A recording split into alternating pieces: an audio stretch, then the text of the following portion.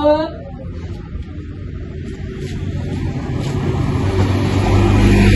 Alah sopo yo kae? Cah saiki kok sopan santune kurang. Dijak salaman ra gelem.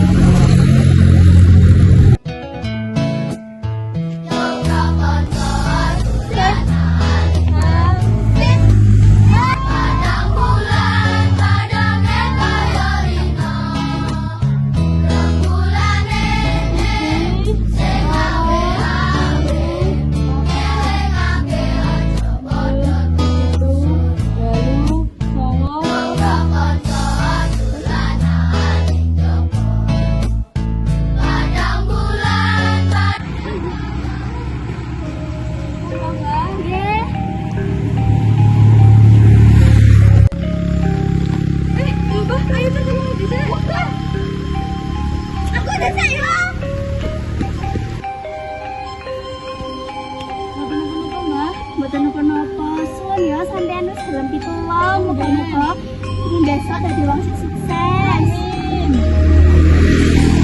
Ya ampun, Mbak, tarian nggih. Nggih, hati-hati nggih, Nduk. Nggih.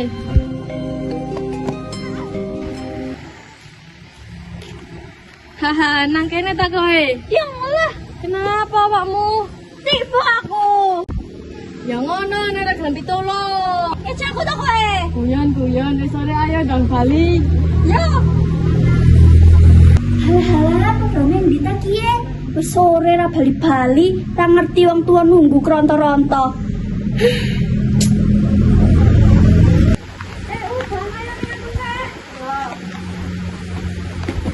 Assalamualaikum, Bu.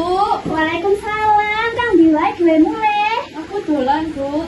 Oh ya, wis kene njek sik. Enak duwe mulai ngopo wae. Anu wau enten tiyang wawah tak tulungi. Jalan, mau wis tak penging tapi gini wae sik ngeyel.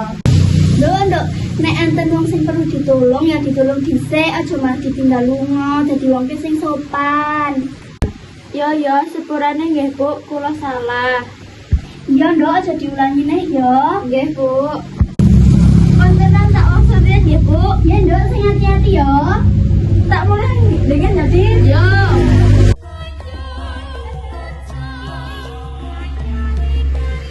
Sopan lan santun niku perlu ya, Cah. Sepira apike manungsa iku disawang saka kapiye carane wong iku tumindak. Iya ta, Cak, adikang, adikung, adik gurung.